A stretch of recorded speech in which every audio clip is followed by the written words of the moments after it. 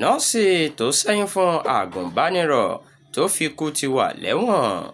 nọ́ọ̀sì alábẹ́rẹ́ kan ẹni ọdún mẹ́tàdínlógójì tí orúkọ rẹ̀ ń jẹ́ Kẹ́hìndé Adésànyà ni wọ́n ti sọ sí ọgbà ẹ̀wọ̀n Ìbàrà Correctional Center tó wà ní Abẹ́òkúta fún 60 ọjọ́ báyìí lórí ẹ̀sùn pé ó ṣẹ́yún fún agùnbánirọ̀ ẹni ọdún mẹ́tàlélógún tí orúkọ rẹ̀ ń jẹ́ Victoria Àríyọ̀.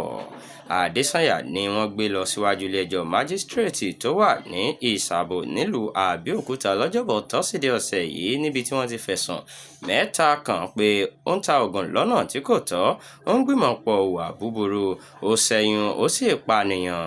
Agbèfọ́ba Solomon Babalọ́lá sọ fún ilé-ẹjọ́ pé ìṣẹ̀lẹ̀ náà ṣẹlẹ̀ ní àárín oṣù kìíní sí oṣù kẹta ọdún tá a wà yìí ní agbègbè Ìkẹrẹ̀kọ́ ní Ládẹ́rìn nílùú Àbẹ́òkúta àti pé oògùn tí Adésànyà fún agùnbánirọ̀ náà ló ṣekú pa á.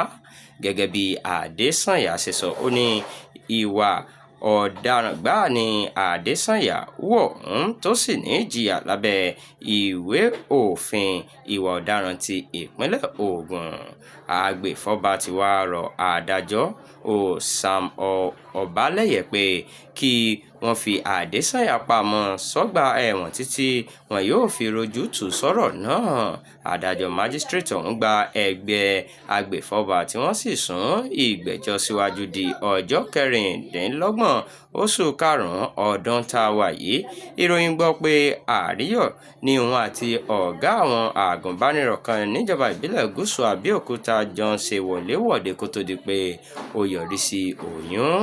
Wọ́n gbé òun náà lọ síwájú ilé ẹjọ́ lórí ẹ̀sùn ìgbìmọ̀ pọ̀ hùwà búburú àti oyún ṣíṣẹ́, ṣùgbọ́n ó sọ fún ilé ẹjọ́ pé òun kò jẹ̀bi ẹ̀sùn náà tí wọ́n sì fún un ní àǹfààní 100,000 náírà fún bẹ́ẹ̀lì.